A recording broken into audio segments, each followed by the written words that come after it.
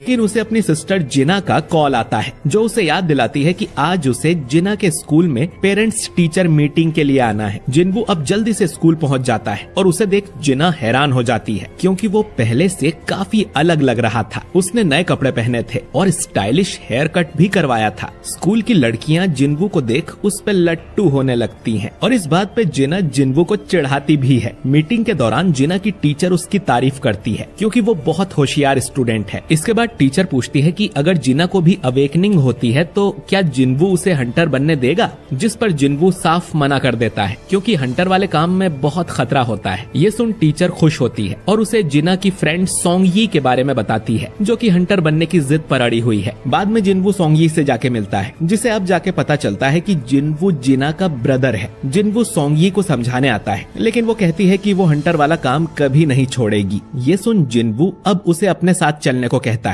दूसरी तरफ हम हुआंग डोंगसू को देखते हैं जो कि अमेरिका से यहाँ कोरिया आ गया था। डोंगसू एक एस रैंक का हंटर है। हंटर एसोसिएशन का मैनेजर जिनचुल उसे लेने जाता है। जिनचुल को पता था कि डोंगसू यहाँ क्या करने आया है। डोंगसू यहाँ पर अपने भाई की डेथ का बदला लेने आया था जिसके लिए वो जिन्वू और जिन्हो को ढूंढेगा और उन्हें मार देगा। डोंगसू जिनचुल को सीधा धमकी भी देता है कि किसी में हिम्मत है तो उसे रोक के दिखाए। हंटर गिल्ड के हेडक्वार्टर्स में हम चोई और गनही को देखते हैं। चोई ने जेजू आइलैंड पर अपनी तीसरी रेड करवाई थी और रेड के दौरान उन्हें पता चला कि वहाँ जो एंट मॉन्स्टर है उन्हें पंख आने शुरू हो गए हैं। अगर वो उड़ना सीख गए तो बहुत खतरे की बात होगी क्योंकि फिर वो आइलैंड छोड़कर कहीं भी जा सकते हैं। इसके बाद हम एक सी रैंक के गेट को देखते हैं जहाँ जिन्वू सोंगयी को लेकर आता है। जिन्वू ने मिस्टर आन से इस गेट में जाने की परमिशन ले ली थी। जिन्वू को लग रहा था कि जब सोंगयी गेट के अंदर खतरनाक मॉन्स्टर को देखेगी तो खुद ही हंटर बनने का ख्याल छोड़ देगी, लेकिन सोंगयी को लग रहा था कि जिन्वू उसे यहाँ पर ट्रेनिंग करवाने के लिए लाया है। ये गेट असल में नए हंटर्स की प्रैक्टिस के लिए ही था। यहाँ पर किम नाम का एक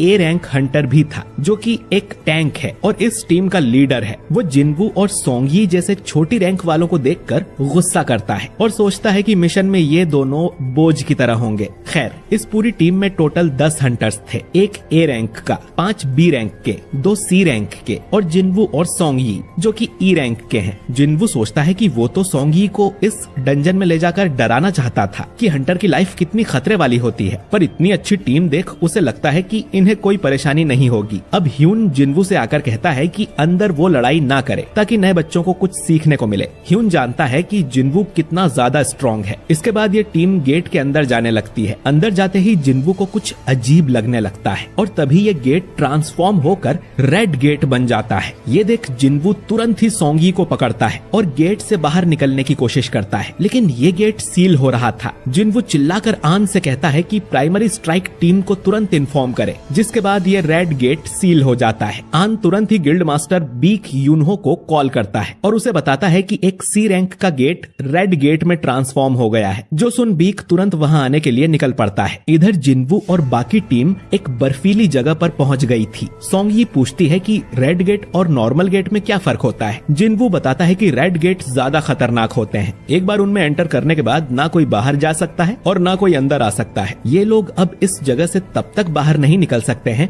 जब तक ये यहाँ के बॉस को मार नहीं देते हैं और यहाँ के मॉन्स्टर्स भी ज्यादा खतरनाक होंगे। अचानक ही इनकी तरफ 2 एरो उड़कर आते हैं। एक एरो से एक आदमी तुरंत ही मर जाता है। दूसरा एरो सोंगयी को मारने के लिए था, लेकिन जिन्वू उसे अपने हाथ से ही पकड़ लेता है और सोंगयी को बचा लेता है। ये चीज पार्क हीजिन नोटिस करती है कि जिन्वू की स्पीड कितनी तेज है। इसके बाद ये पेड़ों पर 2 आइस एल्फ्स को देखते हैं जिन्होंने ये एरोस चलाए थे। इन लोगों ने टीम के 2 सबसे कमजोर लोगों को टारगेट किया था, यानी कि इन एल्फ्स के पास दिमाग है। जिन्वू ये देख बहुत गुस्सा होता है और अपने हाथ से उस एरो को तोड़ देता है। ये एल्फ्स इनका मजाक उड़ाते हैं और फिर जंगल में चले जाते हैं। सोंगयी कांपते हुए जिन्वू से पूछती है कि वो क्रीचर्स क्या थे। जिन्वू बताता है कि उन्हें आइस एल्फ्स या आइस स्लेयर्स भी कहा जाता है और वो बहुत बुरे होते हैं। किम अब बोलता है कि बाहरी दुनिया से हमें कोई सपोर्ट नहीं मिलने वाला है और यहाँ हमारा सामना बी रैंक या उससे ऊपर के मॉन्स्टर से होगा। तो अगर जिंदा रहना चाहते हो तो मेरा ऑर्डर मानो, क्योंकि उन सब में वो सबसे हाई रैंक का है। किम कहता है कि उन्हें 2 ग्रुप्स बनाने चाहिए। उसका ग्रुप गेट खोलने का कोई रास्ता ढूंढेगा और बॉस को जाके मारेगा। वो सभी स्ट्रॉन्ग हंटर्स को अपनी टीम में ले लेता है और जो लोग कमजोर थे उन्हें मना कर देता है। उसे बस हाई रैंक वालों से मतलब था। बाहर का 1 घंटा यहाँ के 1 दिन के बराबर होता है, तो हो सकता है कि इन्हें कई दिनों तक यहाँ रहना पड़े। तो कमजोर कमजोरों को अपने साथ रखने से इनका टाइम ही वेस्ट होगा, तो ये लोग अपना देख लें। अब बी रैंक वाली हीजिन कहती है कि वो कमजोर टीम को ज्वाइन करना चाहती है। किम इसके लिए मान जाता है और मन में सोचता है कि ये कितनी बड़ी बेवकूफ है। हीजिन अब जिनवू के पास जाकर कहती है कि उन एरोस को किसी ने आते हुए भी नहीं देखा था सिवाय जिनवू के, तो तुम ई रैंक के तो नहीं हो, है ना? जिनवू कुछ नहीं बोलता और हीजिन मन में सोचती है कि ये जरूर ए या उससे ऊपर की रैंक का होगा। किम अब अपनी टीम को लेकर चला जाता है और जिनवू अपनी टीम के साथ दूसरी तरफ जाने लगता है। किम की टीम पेड़ों पर बने पंजों के निशान देखती है जो कि किसी भालू के पंजे थे। किम सोचता है कि जिनवू की टीम तो जरूर जल्दी मर जाएगी। फिर उसे याद आता है कि वो तो सिर्फ ई रैंक का है, फिर भी वो उनका लीडर लग रहा था। तभी जंगल में से 3 भालू निकल कर आते हैं और इन पे अटैक कर देते हैं, पर किम आराम से एक भालू को मार देता है और बाकियों से भी लड़ने लगता है। दूसरी तरफ जिनवू की टीम भी भालू के पंजे नोटिस करती है। हीजिन कहती है कि ये इलाका भालुओं का है, हमें यहाँ से वापस चलना चाहिए, लेकिन जिनवू कहता है कि हमें इसी इलाके में रहना चाहिए। अगर ये भालू का इलाका है तो यहाँ वो आइस एल्फ्स नहीं होंगे जो कि इंटेलिजेंट हैं, तो उनसे लड़ने से तो अच्छा है हम भालू से लड़ लें। भालू से ज्यादा खतरा तो जिनवू को ठंड से लग रहा था। वो अपनी इन्वेंट्री में हाथ डाल के उसमें से 4 कोट्स निकाल लेता है ताकि इन्हें ठंड न लगे। सब लोग पूछने लगते हैं कि उसने ये जादू कैसे किया। सोंगी भी पूछती है कि आखिर तुम हो कौन? जिनवू सोंगी से कहता है कि उसकी वजह से वो इस झमेले में पड़ गई है, तो उसे सुरक्षित रखना जिनवू की जिम्मेदारी है। बदले में उन सबको अपना मुंह बंद रखना है, कोई उससे किसी तरह का सवाल नहीं करेगा। तभी एक आइस बियर इनकी तरफ आता है जिससे लड़ने को जिनवू तैयार था। इधर बीक भी गेट के पास आ गया था। आन उसे बताता है कि टीम के साथ ई रैंक का जिनवू भी अंदर गया है और शायद उसे री अवेकनिंग हुई है क्योंकि वो पहले से कहीं ज्यादा पावरफुल हो गया है। ये सुन बीक चौंक जाता है। तभी डोंगसू भी यहाँ पहुँच जाता है। वो यहाँ जिनवू को मारने आया था, लेकिन जिनवू तो अब रेड गेट के अंदर फंस गया है जिसे डोंगसू भी नहीं तोड़ सकता। जिनचुल मन में कहता है कि तुम किस्मत वाले हो जिनवू, जो डोंगसू के हाथों से बच गए। इधर जिनवू ने अकेले ही कई सारे आइस बियर्स को मार दिया था और फिर उन्हीं को पकाकर उसकी टीम खाने लगती है। इन्हें अब उतना खतरा भी नहीं है क्योंकि इलाके के लगभग सारे भालू जिनवू मार चुका था। हो सकता है कि गुफाओं में कुछ भालू बचे हों। खैर, जिनवू इनसे कहकर गया था कि खाने के बाद उसे एक्सरसाइज करनी है, लेकिन इधर जिनवू भालुओं की गुफा के सामने खड़ा था जिसमें से कई सारे भालू बाहर निकलते हैं। इनसे लड़ने के लिए अब जिनवू अपनी शैडो आर्मी को समन करता है जो जाकर ज्यादातर भालुओं को मार देते हैं। आखिर में झुंड का लीडर बाहर आता है जिसका शैडो आर्मी कुछ बिगाड़ नहीं पा रही थी, तो उसे मारने जिनवू अपने सेनापति इग्रिस को भेजता है। इग्रिस जाकर उस बड़े से भालू को आराम से मार देता है और जिनवू को पता चलता है कि इग्रिस तो उससे भी स्ट्रॉन्ग है। पिछली बार अगर वो तलवार से ही लड़ रहा होता तो जरूर जिनवू को मार देता। इधर हम दूसरे ग्रुप को देखते हैं जिनमें सभी को आइस एल्फ्स ने मार दिया था। सिर्फ किम ही जिंदा बचा था जो कि इन भयानक एल्फ्स को देखकर डर के भाग जाता है। आखिर में हम एल्फ्स के लीडर को देखते हैं। तक हमने देखा कि जिनवू डंजन के सारे भालू मार देता है। इसके बाद वो अराइज बोलता है जिससे इन भालुओं की लाशों में से उनकी शैडोज निकलती हैं और अब से ये भालू भी जिनवू की शैडो आर्मी में शामिल हो गए थे। रेड गेट को खुले 3 घंटे हो चुके हैं, यानी कि अंदर के लोगों के लिए 3 दिन बीत गए होंगे। डोंगसू कहता है कि वो जिनवू तो अब तक मर गया होगा, वो फालतू में इतनी दूर आया। फिर वो पूछता है कि जिनवू तो व्हाइट टाइगर गिल्ड का मेंबर नहीं है ना, तो फिर वो टीम के साथ अंदर कैसे गया? मैनेजर आन बोलता है कि जिनवू मेरी पहचान का है, वो सी रैंक रेड को देखना चाहता था, इसीलिए मैंने उसे अंदर जाने दिया। ये सुनकर डोंगसू आन का गला पकड़कर उसे उठा देता है। वो समझ गया था कि आन झूठ बोल रहा है। आन हमेशा ही अच्छे हंटर्स को ढूंढ कर लाता है, तो इस ई रैंक वाले जिनवू में ऐसा क्या खास है? बेक अब डोंगसू का हाथ पकड़ लेता है और उसे कहता है कि आन को जाने दो। दोनों में अब बहस होने लगती है और दोनों ही एस रैंक के हंटर्स हैं। अगर इन दोनों में लड़ाई हुई तो तबाही मच जाएगी। खैर, वो दोनों अब एक दूसरे को गुस्से में पंच मारते हैं जिससे बड़ा धमाका होता है, लेकिन जिनचुल इनके बीच आकर इनके हाथ पकड़ लेता है। जिनचुल को देख दोनों ने अपनी ताकत रोक ली थी, वरना उनके पंच से जिनचुल के दोनों हाथ डिस्ट्रॉय हो जाते। जिनचुल अब डोंगसू को बताता है कि वो 2 महीने पहले जिनवू को चेक करने गया था, वो तब भी ई रैंक था और अब भी ई रैंक ही होगा, तो वो डोंगसू के भाई को कैसे मार सकता है? अब डोंगसू बोलता है कि मतलब असली कातिल वो यूजिन कंस्ट्रक्शन वाला जिनहो होगा। जिनचुल पूछता है कि फिर तुम जिनवू को मारने क्यों आए हो? जिस पर डोंगसू कहता है कि उसे तो बस एक बहाना चाहिए था किसी को मारने के लिए। तभी डोंगसू को एक मैसेज आता है जिसे पढ़ने के बाद वो वापस अमेरिका जाने लगता है। मैनेजर आन मन में सोचता है कि इनमें से किसी को नहीं पता कि जिन्वू कितना पावरफुल है, वो जरूर इस गेट से जिंदा वापस आएगा। दूसरी तरफ हम किम को देखते हैं जो कि उन आइस एल्फ्स से अपनी जान बचा के भाग रहा था। उसे बहुत ठंड भी लग रही थी। तभी वो अपने सामने उन भालुओं की लाश देखता है और सोचता है कि ये काम उस कमजोर टीम का तो हो ही नहीं सकता, जरूर आइस एल्फ्स ने इन्हें मारा होगा। ये सोचकर वो डर के मारे फिर से भागने लगता है। चलते हुए उसे जिन्वू की टीम दिखाई देती है। वो देखता है कि ये लोग तो मजे से पिकनिक मना रहे थे। वो सोचता है कि ये लोग अब तक जिंदा कैसे बच गए और इनके पास गर्म कपड़े, कंबल और टेंट कहां से आ गया। ये देख अब किम को बहुत गुस्सा आता है। वो चिल्लाते हुए इनसे कहता है कि तुम्हारे पास ये कहां से आया? अगर ये सामान मेरी टीम के पास होता तो वो लोग भी जिंदा बच जाते। बताओ ये सामान किसने छुपा के रखा था? अब किम को समझ आया कि हीजिन उसकी टीम छोड़कर इस कमजोर टीम में क्यों चली गई थी। वो अब अपनी तलवार निकालकर इन तीनों को मारने इनकी तरफ आता है, जबकि वो जानता था कि इन सब के पीछे जरूर उस जिन्वू का हाथ है। अब किम इनका कुछ कर पाता उससे पहले ही जिन्वू यहाँ आ जाता है और उसके सिर पे एक टपली मारता है, जिससे किम लुढ़कता हुआ बहुत दूर जाके गिरता है। जिन्वू अब कहता है कि सामने आओ, तुम्हारा ऑरा इतना स्ट्रॉन्ग है कि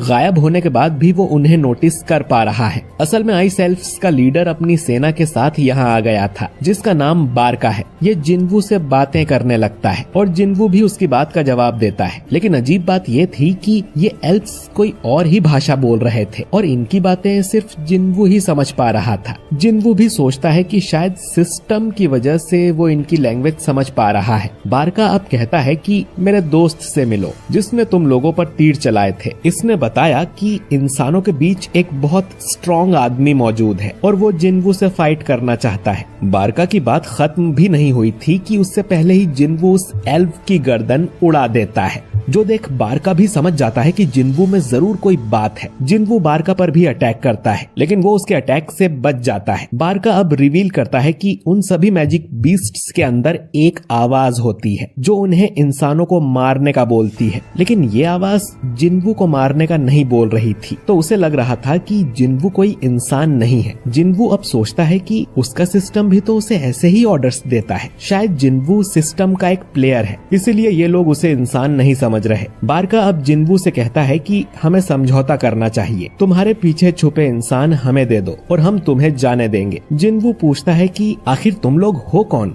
और इंसानों को क्यों मारना चाहते हो। बारका बताने लगता है कि आखिर वो कौन है, लेकिन अचानक ही उसमें कुछ ग्लिच होता है और वो फिर से अपनी लाइन रिपीट करता है कि इंसानों को हमें सौंप दो। जिन्वू भी ये ग्लिच नोटिस कर लेता है और सोचता है कि आखिर वो क्या था। खैर, जिन्वू अब बारका के ऑफर को साफ मना कर देता है, जिस पर बारका कहता है कि मेरी सेना में ज्यादा लोग हैं। ये सुन जिन्वू भी अपनी शैडो आर्मी को समन करता है, जिसमें अब वो आइस बियर भी थे। बाकी लोग ये देख चौंक जाते हैं कि जिन्वू के पास ऐसी आर्मी है। इसके बाद जिन्वू और बारका की सेना में युद्ध होने लगता है। हीजिन बाकी लोगों को लेकर जंगल की तरफ जाने लगती है, क्योंकि इस लड़ाई में उनका कोई काम नहीं है। 3 एल्फ्स उन पर तीर मारने की कोशिश करते हैं, लेकिन जिन्वू उस तीर को हवा में ही पकड़कर उससे उन तीनों एल्फ्स को मार देता है। जिन्वू सोचता है कि उसकी सेना तो कुछ टाइम तक टिक जाएगी, लेकिन एल्फ्स का बॉस बारका बहुत स्ट्रॉन्ग है, जिन्वू से भी ज्यादा स्ट्रॉन्ग। इग्रिस के साथ मिलकर भी बारका को हराना आसान नहीं होगा। उसे एक और पावरफुल सोल्जर चाहिए। जिन्वू और बारका अब लड़ाई करते हैं, लेकिन जिन्वू उसका कुछ नहीं बिगाड़ पाता।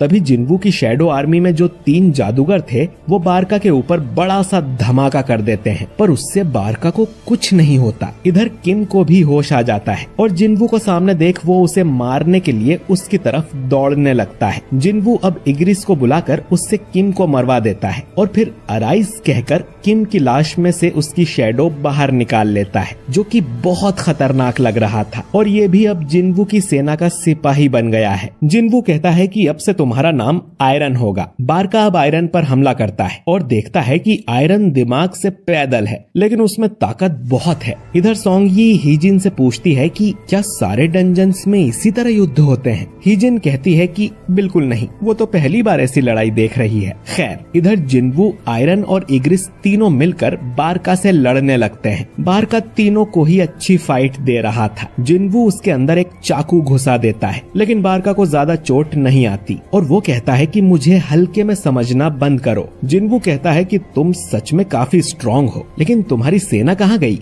बारका देखता है कि उसकी पूरी सेना को जिन्वू की शैडो आर्मी ने मार दिया था। बारका अब गुस्से में जिन्वू की तरफ आता है। जिन्वू अपना डैगर उसकी तरफ फेंकता है और फिर अपनी टेलीकिनेसिस की पावर से बारका को पीछे से मारने की सोचता है, लेकिन बारका अपना चाकू सामने कर देता है जिससे वो टूट जाता है। इसके बाद आयरन बारका को पीछे से पकड़ लेता है और जादूगर फिर से उस पर बड़ा धमाका करते हैं, लेकिन बारका को कुछ नहीं होता। वो आयरन के टुकड़े कर देता है और कहता है कि मैं तुम सबको मार डालूंगा। लेकिन तभी जिन्वू स्टेल्थ का यूज कर उसके पास आ गया था। वो उसके अंदर अपना चाकू घुसा देता है। इसके बाद वो आयरन को फिर से समन करता है और आयरन अपना बड़ा सा हथौड़ा बारका के मुंह पर मार देता है, जिससे आखिरकार बारका का अंत हो जाता है। जिन्वू देखता है कि आयरन मारने के बाद भी बारका को हथौड़े से पीट रहा था, तो वो उसे रुकने को बोलता है और कहता है कि थोड़ा तमीज से रहा करो। इतना कहकर जिन्वू और इग्रिस भी उससे मुंह मोड़कर चले जाते हैं। फिर वो जादूगरों की तरफ देखता है जो डर के मारे उसके लिए चीयर करने लगते हैं।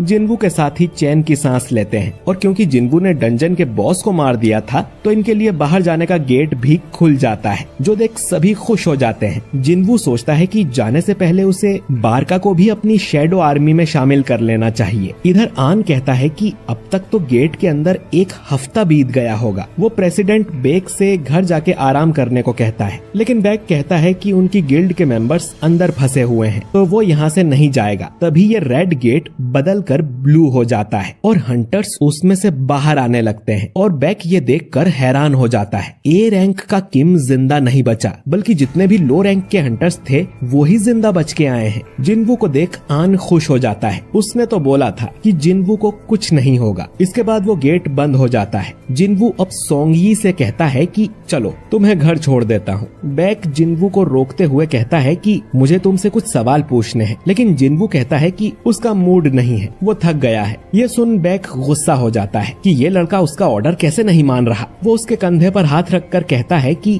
उसकी गिल्ड के 6 मेंबर्स मर चुके हैं, तो वो जानना चाहता है कि अंदर ऐसा क्या हुआ। जिन्वू अब कहता है कि आपके बाकी मेंबर्स की जान मैंने ही बचाई है, तो आपको मुझे शुक्रिया कहना चाहिए। ये सुन बेक अब जिन्वू को छोड़ देता है और उससे माफी मांगता है। जिन्वू सोंगयी को लेकर यहाँ से निकल जाता है। हीजिन बेक को बताती है कि डंजन के बॉस को हराने के बाद से ही उसका मूड कुछ ठीक नहीं है। आन कहता है कि वो थक गया होगा, इसका मतलब ये नहीं कि वो बुरा आदमी है। बेक समझ गया था कि जिन्वू में कुछ तो बात है और वो आन को काम पे लगा देता है कि कुछ भी करके जिन्वू को हमारी गिल्ड में भर्ती करो। इधर जिन्वू सोंगयी को उसके घर छोड़ देता है। सोंगयी जिन्वू को आज के लिए शुक्रिया करती है और कहती है कि अगली बार किसी डंजन में जाना हो तो वो तैयार है। जिन्वू का मूड इसीलिए खराब था क्योंकि वो बारका को अपनी शैडो आर्मी में शामिल नहीं कर पाया है। जिन्वू अभी उस लेवल पर नहीं है। कम से कम उसे बारका का हथियार तो मिल गया और एक नया सोल्जर भी, लेकिन उसके लिए उसे किम को मारना पड़ा और ये तीसरी बार है जब जिन्वू ने किसी इंसान को मारा था। अगली सुबह जिन्हो जिन्वू को लेने आ जाता है। वो रास्ते में से सोंगयी को भी उठा लेते हैं जो कि अच्छे से तैयार होके आई थी। साफ पता चल रहा था कि सोंगयी जिन्वू को लाइक करने लगी है। वो जिन्वू से कहती है कि कल रात तो उसे नींद ही नहीं आई। जिन्वू ने उसे इतनी लेट जो छोड़ा था।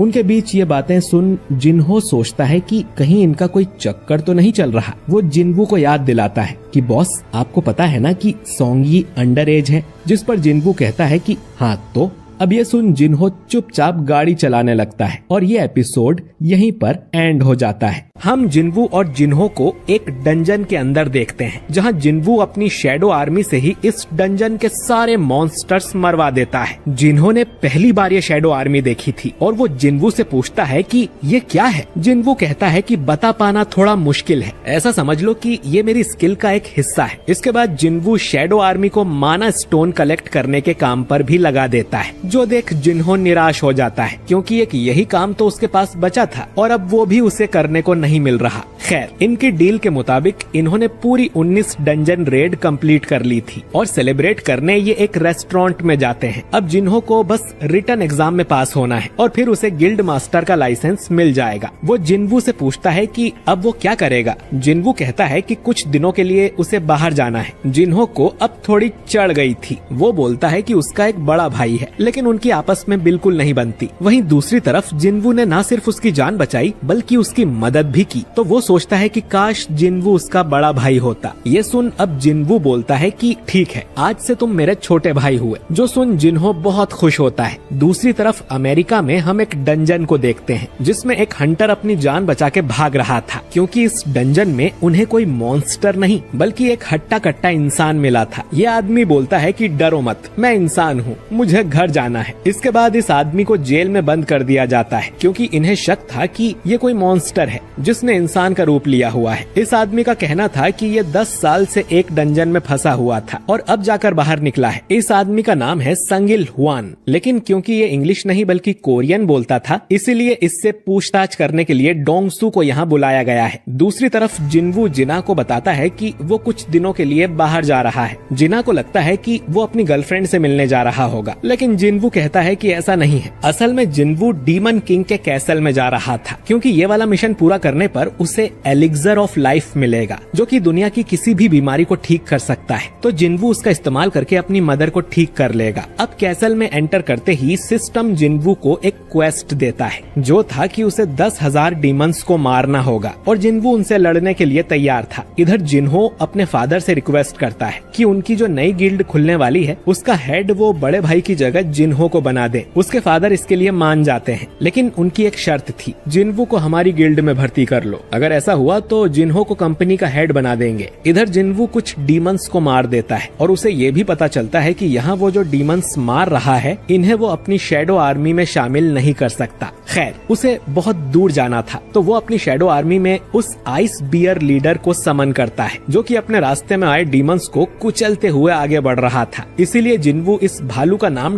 टैंक रख देता है। इसके बाद हमें एस रैंक हंटर चाहीन के दर्शन होते हैं, जो चाहती थी कि उन्हें जेजू आइलैंड वाली बात पब्लिक कर देनी चाहिए, लेकिन चोई कहता है कि इससे बस पब्लिक में डर फैलेगा, तो अभी हमें अपनी गिल्ड को और मजबूत करने पर ध्यान देना चाहिए। इधर जिन्वू एक एक फ्लोर करके आगे बढ़ता ही जा रहा था। जैसे जैसे वो आगे बढ़ता उतने ही स्ट्रॉन्ग डीमंस उसके सामने आ रहे थे और उसका खुद का लेवल अप भी हो रहा था। जिन्वू के हिसाब से इस कैसल में पूरे 100 लेवल्स यानी फ्लोर्स होंगे और टॉप फ्लोर तक पहुंचने में उसे हफ्ते से भी ज्यादा टाइम लग सकता है। जिन्वू अपने साथ जो खाना लाया था वो खत्म हो रहा था और ज्यादा दिन वो यहाँ रुका तो जिना को चिंता होने लगेगी। 50वें फ्लोर पर जिन्वू के सामने एक डीमन बॉस आता है जिसका नाम वल्कन है। जिन्वू अपनी शैडो आर्मी समन करता है, जो कि वल्कन की सेना से लड़ेंगे और वल्कन को खुद जिन्वू मारेगा। दोनों सेना में युद्ध होने लगता है। अब वल्कन देखने में तो बहुत बड़ा और मोटा था, लेकिन उसकी स्पीड बहुत ही ज्यादा तेज थी। पलक झपकते ही वो जिन्वू पर हमला कर रहा था। जिन्वू उससे लड़ने लगता है और इनके बीच कमाल की फाइट होती है और इसका एनिमेशन भी बहुत शानदार था। खैर, जिन्वू को उस पर अटैक करने का मौका ही नहीं मिल रहा था। जिन्वू अब एक बिल्डिंग पर चढ़कर वल्कन का ध्यान भटकाता है और फिर चाकू से उसे मार देता है। दूसरी तरफ डोंगसू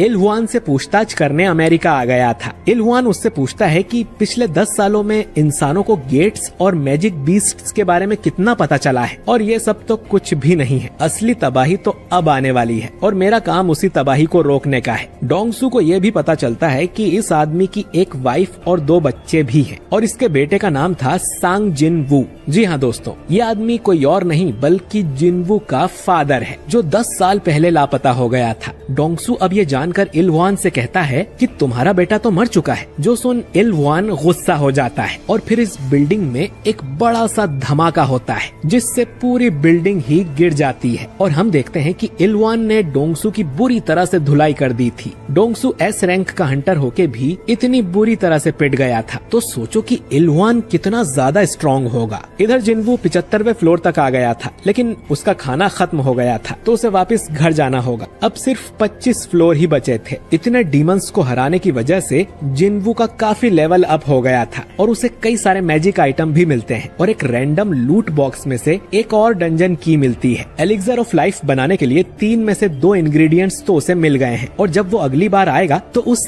तीसरे इंग्रेडिएंट को भी हासिल कर लेगा जो कि 100वें फ्लोर पर है। इसके बाद जिनवू डीमन डंजन से बाहर आ जाता है। अगली बार उसका सामना डीमन मोनार्क से होने वाला है, तो उससे लड़ने के लिए जिनवू को पूरी तरह से तैयार रहना पड़ेगा और लेवल अप करने के लिए उसे और भी स्ट्रॉन्ग मॉन्स्टर्स को हराना होगा। लेकिन क्योंकि आधार कार्ड में वो सिर्फ ई रैंक का हंटर है तो वो हाई रैंक वाले डंजन्स में नहीं जा सकता। जिनवू सोचता है कि वो अपनी पावर को अब और नहीं छुपा सकता और उसे जाकर अपनी रैंक दोबारा चेक करवानी चाहिए जिससे उसकी रैंक बढ़ जाए और वो हाई रैंक वाली रेड्स में जा सके। अगले दिन हंटर एसोसिएशन में हम ह्यून को देखते हैं जो कि यहाँ से अच्छे हंटर्स को अपनी कंपनी में भर्ती करने आया था। जैसे अच्छे नंबर वालों को कॉलेज में ही प्लेसमेंट मिल जाती है, ठीक वैसे ही अच्छी रैंक वालों को गिल्ड वाले यहीं से भर्ती कर लेते हैं। तभी उसकी नजर जिनवू पर जाती है और वो तुरंत बेक को कॉल करके बताता है कि जिनवू यहाँ अपनी रैंक रीचेक करवाने आया है। जिनवू अब एक कमरे में जाता है और अपनी मैजिक पावर मेजर करने के लिए एक मशीन पर हाथ रखता है, लेकिन वो मशीन बार बार एरर दिखा रही थी। अब एक सीनियर आके मशीन देखता है और बताता है कि जिनवू की पावर इतनी ज्यादा है कि ये मशीन उसे मेजर ही नहीं कर पा रही है। इसका तो एक ही मतलब है कि जिनवू एक एस रैंक है। उनके देश में अब तक सिर्फ 9 ही एस रैंक हंटर्स थे और जिनवू अब 10वां एस रैंक बन चुका है। लॉबी में सब लोग ये जानकर हैरान हो जाते हैं कि जिनवू की पावर मशीन नाप ही नहीं पाई और वो सीनियर जिनवू से कहता है कि हमारी मशीन आपको मेजर ही नहीं कर पाई है, आप 3 दिन बाद फिर से आना, आपका एस रैंक वाला आधार कार्ड अपडेट कर दिया जाएगा। तभी हंटर्स गिल्ड का हेड चोई यहाँ आ जाता है जो फायर मैजिक का मास्टर है और एक एस रैंक हंटर है। ये जिनवू का ऑरा देखते ही समझ जाता है कि वो कितना स्ट्रॉन्ग है। वो जिनवू को नमस्ते बोलता है और पूछता है कि उसने कौन सी गिल्ड में जाने का फैसला किया है, क्या हम बैठकर बात कर सकते हैं। लेकिन जिनवू ये बोलकर यहाँ से निकल जाता है कि छुट्टा नहीं है भाई, आगे बढ़ो।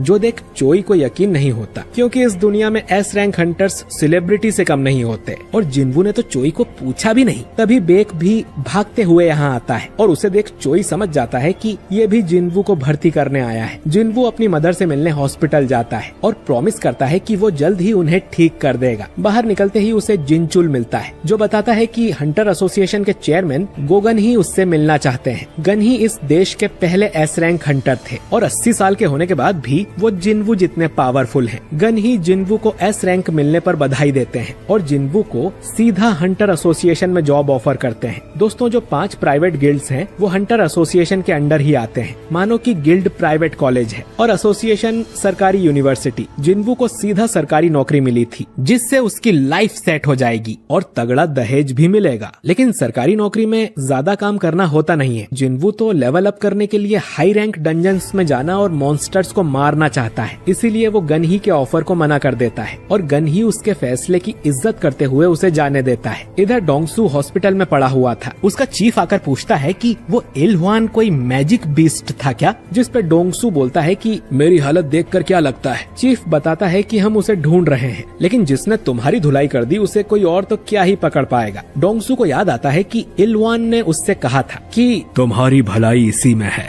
कि मेरे परिवार से दूर रहो, नहीं तो मौत भी तुम्हें मुझसे नहीं बचा पाएगी। डोंगसू को खुद पर शर्म आ रही थी, लेकिन वो जानता है कि एक आर्टिफैक्ट की मदद से वो उस इलहुआन को धूल चटा देगा। आर्टिफैक्ट्स हाई लेवल गियर होते हैं जो कि हंटर्स ऑनलाइन खरीद कर अपनी पावर बढ़ा सकते हैं, लेकिन वो बहुत महंगे होते हैं। जिनवू भी डीमन कैसल में दोबारा जाने से पहले एक बढ़िया सा गियर खरीदना चाहता था। तभी वो एक एड देखता है कि ए रैंक के डंजन में खुदाई करने वालों की आवश्यकता है। इधर गनही को भी पता चलता है कि जिनवू सरकारी जॉब छोड़ के खुदाई करने गया है, जो सुन वो हैरान हो जाता है। अगले दिन जिनवू खुदाई करने पहुंच जाता है। हाई लेवल रेड्स में 3 तरह की टीम्स होती हैं। पहली स्ट्राइक टीम जो अंदर जाके मॉन्स्टर्स को मारती है, फिर माइनिंग टीम जो माना स्टोन्स को तोड़कर इकट्ठा करते हैं, और कलेक्शन टीम जो कि मॉन्स्टर्स की लाशें बाहर लाते हैं। इस समय चोई अपनी टीम के साथ अंदर था और वो अपनी फायर पावर से मॉन्स्टर को जला देता है और गेट से बाहर आ जाता है। जिनवू देखता है कि इन लोगों के तो कपड़े भी गंदे नहीं हुए थे, जबकि उस बेचारे की तो ई रैंक डंजन में ही पुंगी बच जाया करती थी। चोई के बाद चाहीन भी गेट से बाहर निकलती है, जो कि देश की 9वीं एस रैंक हंटर है, और उसका ऑरा देख जिनवू की आंखें बड़ी हो रही थी। तभी चाहीन को भी जिन्वू का ऑरा महसूस होता है, लेकिन वो कहीं छुप जाता है। इसके बाद जिन्वू अपने मजदूर भाइयों के साथ अंदर खुदाई करने चला जाता है। डंजन का बॉस अब भी जिंदा था, क्योंकि उसको मार दिया तो गेट बंद हो जाएगा और ये कीमती माना स्टोन नहीं निकल पाएंगे। लेकिन जिन्वू को उस बॉस को देखने की खुजली हो रही थी कि आखिर ए रैंक का बॉस कितना स्ट्रांग होता है। अब कुछ देर में लंच टाइम हो जाता है और जिन्वू को छोड़कर सब बाहर चले गए थे। जिन्वू अब भागकर डंजन के अंदर जाता है। उसे एक चैम्बर दिखाई देता है जिसके अंदर डंजन का बॉस होगा। जिन्वू सोचता है कि उससे थोड़ा लड़कर आता हूँ, लेकिन तभी उसके पीछे चाहीन आ जाती है और जिन्वू से पूछती है कि वो यहाँ क्या कर रहा है। उसके पीछे चाहीन आ जाती है और जिन्वू से पूछती है कि वो यहाँ क्या कर रहा है। जिन्वू अब झूठ बोलता है कि वो रास्ता भटक गया था और यहाँ आ गया। चाहीन बोलती है कि तुम माइनिंग टीम से हो क्या? तुम्हें पता नहीं कि ये बॉस का कमरा है? जिन्वू मन में सोचता है कि चाहीन सच में कमाल की हंटर है, क्योंकि जिन्वू को भनक भी नहीं लगी कि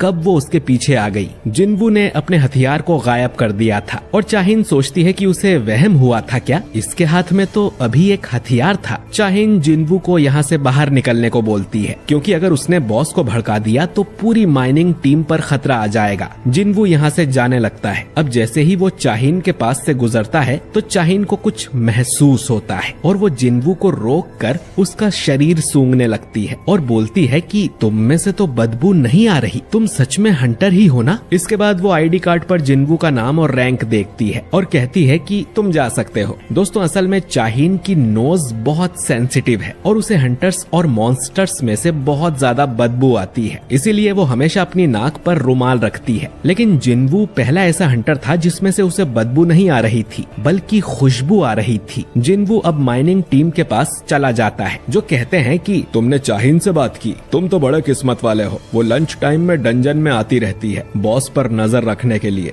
कि कहीं वो बाहर निकल के सभी मजदूरों को मार ना दे, और उसे हंटर्स में से बहुत बदबू आती है, इसीलिए वो अपने साथ रुमाल रखती है। जिन्वू अब सोचने लगता है कि उसकी स्मेल बाकी हंटर्स जैसी क्यों नहीं है। बारका ने भी कहा था कि वो बाकी इंसानों से अलग है, शायद वो सिस्टम का प्लेयर है इसीलिए। शाम को जिन्वू को उसकी दिहाड़ी मिल जाती है। टीम लीडर जिन्वू की तारीफ भी करता है, क्योंकि उसकी वजह से इनका काम जल्दी खत्म हो गया था। वो इतने सालों से ये काम कर रहा है, लेकिन जिन्वू जितना मेहनती लड़का उसने नहीं देखा। वो जिन्वू को अपनी माइनिंग टीम में जॉब देने को बोलता है। जिन्वू इसके लिए मना करता है, क्योंकि वो तो बस ये देखने आया था कि ए रैंक डंजन की रेड कैसी होती है, और 2 दिन बाद उसकी रैंक भी अपडेट होने वाली है। लेकिन लीडर से उसे पता चलता है कि हंटर गिल्ड कल भी एक ए रैंक डंजन में घुसने वाली है, लेकिन कल की स्ट्राइक टीम दूसरी रहेगी। अब ये सुन जिन्वू कल भी आने के लिए मान जाता है, जो सुन लीडर खुश हो जाता है और बोलता है कि कल वो बॉस से कहकर जिन्वू को डबल पगार दिलवाएगा, क्योंकि जिन्वू अकेला 5 लोगों के बराबर काम कर रहा था। रात को चाहीन किसी को कॉल करके उससे जिन्वू के बारे में इन्फॉर्मेशन मांगती है, जिस पर वो आदमी कहता है कि मिस्टर चोई ने भी कल यही पूछा था, लेकिन जिन्वू के बारे में सारी इन्फॉर्मेशन एसोसिएशन ने सील कर दी है। इतने लो रैंक वाले हंटर के लिए कभी ऐसा नहीं हुआ था। जिन्वू में जरूर कुछ खास है। चाहीन अब सोचती है कि वो इतने सारे हंटर्स से मिली है, लेकिन ये पहली बार है जब उसे किसी हंटर में से इतनी अच्छी खुशबू आई हो। अगले दिन भी जिन्वू मजदूरी करने जाता है और उसे देख माइनिंग टीम के लोग काफी खुश होते हैं। इन्हें देख जिन्वू को अपनी पुरानी टीम की याद आने लगती है। सबसे पहले ये लोग एक सी रैंक के डंजन में खुदाई करते हैं और जिन्वू की वजह से ये काम भी जल्दी हो जाता है। लंच के बाद उन्हें ए रैंक डंजन में जाना था। लीडर फिर से जिन्वू को जॉब का ऑफर देता है कि वो उसे 5 गुना ज्यादा पगार देगा, लेकिन जिन्वू मना कर देता है। तभी इनके पास कैप्टन सॉन कीहून आता है, जो कि आज की अटैक टीम का लीडर है। उसे एक आदमी चाहिए था जो कि उनका सामान उठा सके, क्योंकि उसका कुली आज काम पे नहीं आया है। माइनिंग टीम में सभी लोग छोटी रैंक के हैं, तो ए रैंक के डंजन में लड़ाई के समय जाने में उन्हें डर लग रहा था, भले ही उन्हें ज्यादा पैसे क्यों न मिले। अब जिन्वू हाथ ऊंचा कर कहता है कि वो ये काम करेगा। उसके साथ ही जिन्वू को समझाते हैं कि अंदर ए रैंक वाले मॉन्स्टर होंगे और उसकी जान को खतरा हो सकता है, पर जिन्वू कहता है कि उसे डर नहीं लगता। आज वाला गेट कल जितना खतरनाक नहीं है, इसीलिए इस दूसरी टीम को भेजा गया है। इस टीम में 6 ए रैंक और 3 बी रैंक वाले हंटर्स थे, लेकिन इसमें कोई भी एस रैंक हंटर नहीं था। ये सब लोग अब डंजन के अंदर जाते हैं। जिन्वू महसूस करता है कि इस डंजन की मैजिक पावर कल वाले डंजन से कम है, लेकिन फिर भी उसे कुछ अजीब लग रहा था। अब एक लड़की जिन्वू से कहती है कि तुम्हें डरने की जरूरत नहीं है, कैप्टन और बाकी सभी हंटर्स बहुत स्ट्रांग हैं। अगर तुम हमारे साथ रहोगे तो तुम्हें कोई खतरा नहीं होगा। ये लड़की टीम की हीलर है। किहून पहली बार किसी मिशन को लीड कर रहा था। अगर ये रेड कामयाब होती है तो उसे ऑफिशियली इस टीम का कैप्टन बना दिया जाएगा। वो चोई और चाहिन जितना स्ट्रॉन्ग तो नहीं है, लेकिन वो काफी अच्छा ए रैंक हंटर है। अचानक ही इन्हें सामने कुछ दिखता है और ये लोग बिना कहे अटैक करने को रेडी हो जाते हैं। इन पर कुछ जैकल्स यानी सियार हमला करते हैं और ये लोग उन्हें मारने लगते हैं। इन सभी के पास कमाल की मैजिक पावर्स थी, जिनसे ये आराम से उन जैकल्स को हरा देते हैं। अब ये सोचते हैं कि जैकल्स तो सी रैंक के मॉन्स्टर्स हैं, तो ये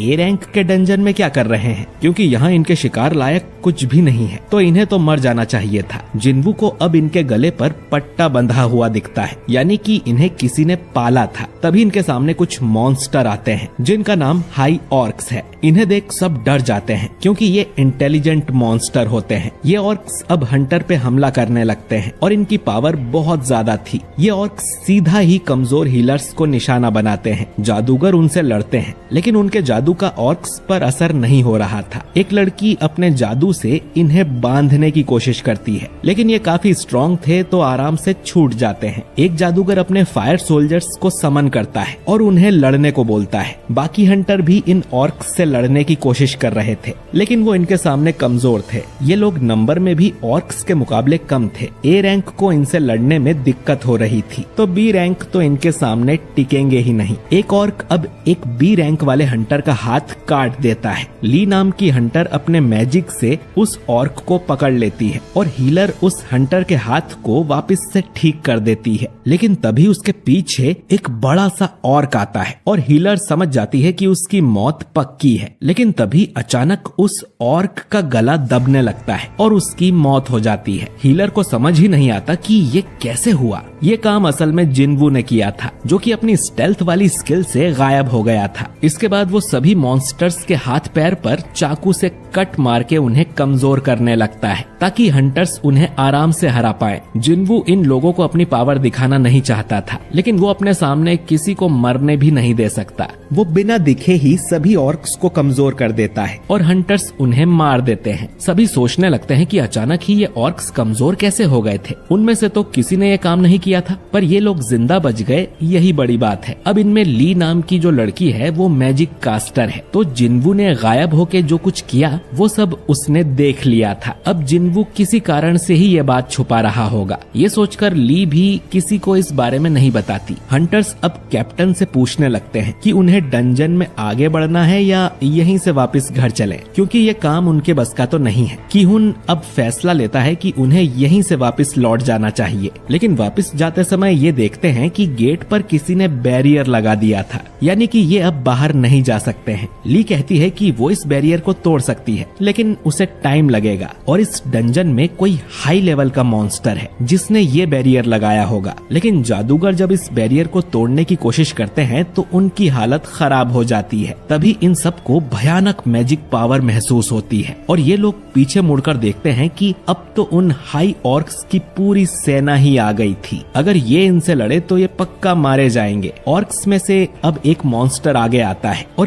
किहुन भी उसके पास जाता है। ये ऑर्क अपनी भाषा में इन्हें कुछ कहता है जो कि किसी को समझ नहीं आता। इसके बाद इस ऑर्क को इसका बॉस पजेस कर लेता है और बोलता है कि इंसानों, मेरा नाम करगलगन है और मैं तुमसे मिलना चाहता हूँ।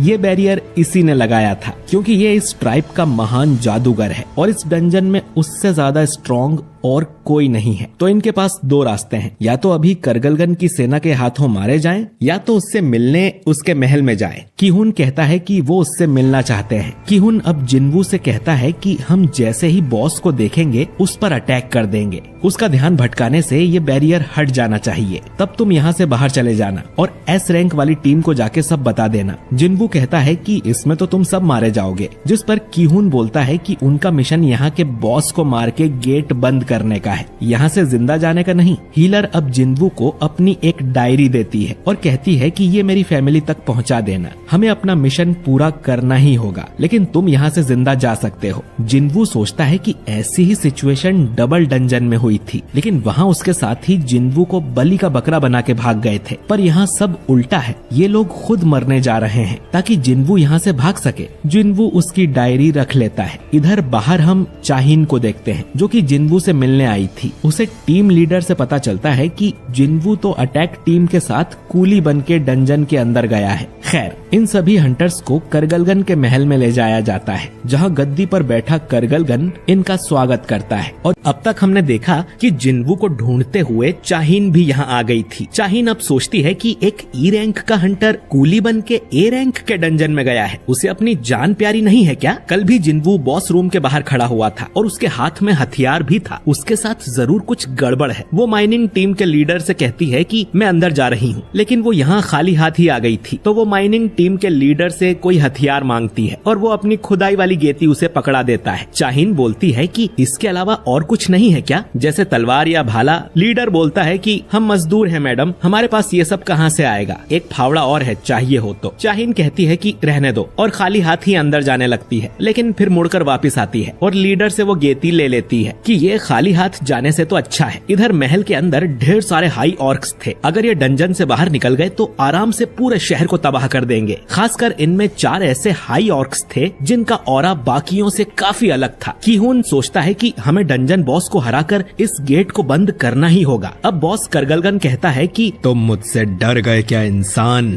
ऐसा कहकर वो अपना मास्क हटाता है और फिर हंटर्स को उसमें से खतरनाक मैजिक पावर महसूस होती है। उसके मुकाबले तो ये हंटर्स 3rd क्लास जादूगर भी नहीं थे। कीहून पूछता है कि तुम हमें यहाँ पर क्यों लेकर आए हो, जिस पर करगलगन कहता है कि तुम सब बस एंटरटेनमेंट हो। मैं तुम सभी को एक एक करके तड़पा तड़पा के मारूंगा और खाऊंगा, जिससे मेरी सेना का भी टाइम पास होगा। कीहून सोचता है कि हम इनके लिए बस टाइम पास हैं। तभी बॉस की नजर जिन्वू पर जाती है और वो सोचता है कि इन इंसानों के बीच में ये कौन आ गया है। कीहून अब अपनी टीम से चिल्लाकर कहता है कि हमला करो, लेकिन उसकी टीम के लोग इतने डर गए थे कि कोई भी आगे नहीं आता। कीहून अकेला ही बॉस की तरफ भागता है, लेकिन बॉस के सामने एक शील्ड थी जिस पर कीहून खरोच भी नहीं मार पाता। इसके बाद बॉस ग्रेविटेशनल मैजिक का यूज करता है और कीहून को ऊपर उठाकर जमीन में घुसेड़ देता है और किसी रबर की बॉल की तरह उसे बार बार ऊपर नीचे पटकने लगता है। अब अचानक ही जिन्वू कीहून को कैच करता है और कहता है कि ये डंजन खाली करना आप हंटर्स का काम है, मैं इसमें दखल नहीं दे सकता, लेकिन अब पूरी टीम ही खतरे में है, तो क्या मैं इन सभी मॉन्स्टर्स को मार सकता हूँ? इतना कह के वो एक ऑर्क को अपने मैजिक से हवा में उड़ा देता है। कीहून बोलता है कि प्लीज इन्हें मार दो, क्योंकि हमसे तो कुछ होगा नहीं। बॉस कहता है कि ज्यादा उड़ो मत, तुम इतने भी स्ट्रॉन्ग नहीं हो। जिन्वू बोलता है कि सही कहा, तुमसे ज्यादा स्ट्रॉन्ग बॉस का सामना अब तक मैंने नहीं किया है। हम दोनों में फर्क सिर्फ इतना है कि मैं तुम्हें हरा दूंगा। इतना कहकर जिन्वू अपनी शैडो आर्मी को समन कर लेता है, जो देख सब हैरान थे। इधर डंजन के बाहर जिनचुल भी आ जाता है। वो देखने आया था कि जिन्वू यहाँ पर मजदूरी क्यों कर रहा है, वो भी 2 दिनों तक। वो लीडर से पूछता है कि हंटर जिन्वू कहाँ पर है। अब ये सुन एक मजदूर कहता है कि मैं जानता था उस लड़के में कुछ गड़बड़ है, उसने मुझे इतने डरावने तरीके से देखा था जैसे कि